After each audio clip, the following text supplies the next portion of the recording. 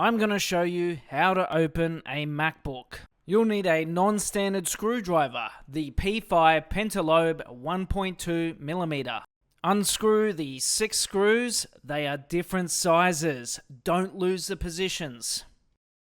Locate the back hinge edge and with a suction cup or flat pry tool, gently lift the opposite side.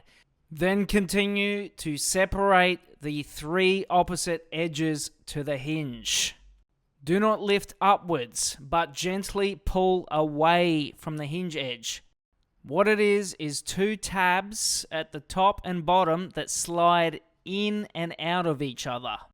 And to close the lid, simply slide it back into place and lock the screws back in their position. And if you've got problems with your MacBook and you need data recovery, Zero Alpha are the experts. We'll get